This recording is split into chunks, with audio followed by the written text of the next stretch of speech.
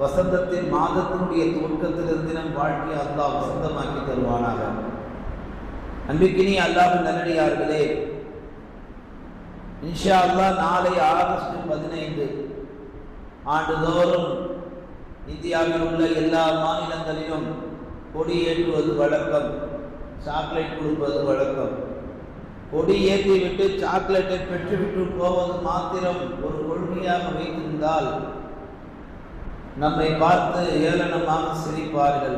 அந்த சிரிப்பை விட்டு அல்லாஹ் நம்மை பாதுகாப்பானாக.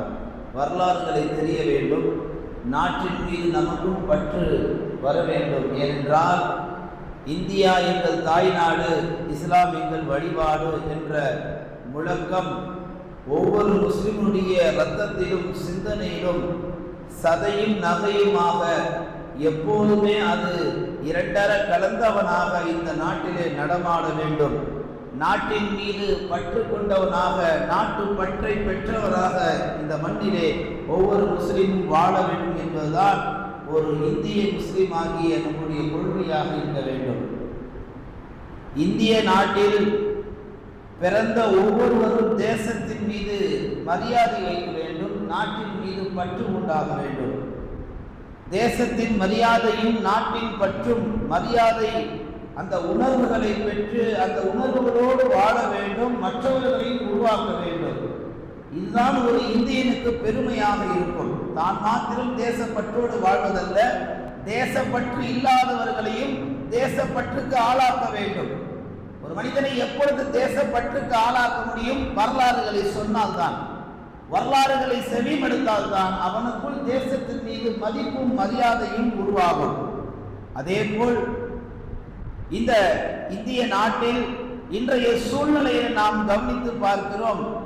தமிழ்நாட்டில், இந்தியாவில் உள்ள 29 மாநிலங்களில் தமிழ்நாட்டில் ஒரு இந்தியனாக ஒரு முஸ்லிம் எப்போது வேண்டுமானாலும் போகலாம், வரலாம், எந்த பாதிப்பும் கிடையாது. இந்தியாவில் இன்னும் ஒரு சில மாநிலங்களில் போகலாம், வரலாம். ஆனால் இந்தியாவில் உள்ள ஒரு சில குறிப்பிட்ட மாநிலங்களில் பெயர் சொல்ல தேவையில்லை, ஒரு இந்திய முஸ்லீமாக தொப்பி அணிந்து கொண்டோ தாடி வைத்துக் கொண்டோ போவது சிரமம், வருவது சிரமம். இதுல நாம ஆண்டுதோறும் ஆகஸ்ட் 15 சுதந்திரம் என்று நாவு பூசாமல் ஆண்டுதோறும் கொடியேற்றுகிறோம், ஆண்டுதோறும் அதை கொண்டாடுகிறோம். தமிழ்நாட்டில் மாத்திரமல்ல, ஒட்டுமொத்த இந்தியாவில் 29 மாநிலம் கொண்ட இந்த இந்திய நாட்டில் எல்லா தேசத்திலும், எல்லா மாநிலத்திலும், தமிழ்நாட்டில் வாழக்கூடிய வேறு எந்த தேசத்திற்கு போனால், எந்த மாநிலத்திற்கு போனாலும் சுதந்திரமாக போக வேண்டும், சுதந்திரமாக வர வேண்டும். ஒரு தொப்பியும் தாடி அணிந்தவன் வேறொரு கண்ட்ரி, வேறொரு மாநிலத்துக்கு போனதினால் நிறைய இந்திய முஸ்லிம்கள் உயிரோடு கூட திரும்புவது கிடையாது. காரணம் என்ன? இந்திய நாட்டில் குறிப்பாக தமிழகத்தை தவிர பாக்கி எந்த மாநிலத்திற்கு போனாலும் ஒரு இந்திய முஸ்லிமுக்கு பாதுகாப்பு இல்லை என்பது மிக தெளிவாக தெரிகிறது.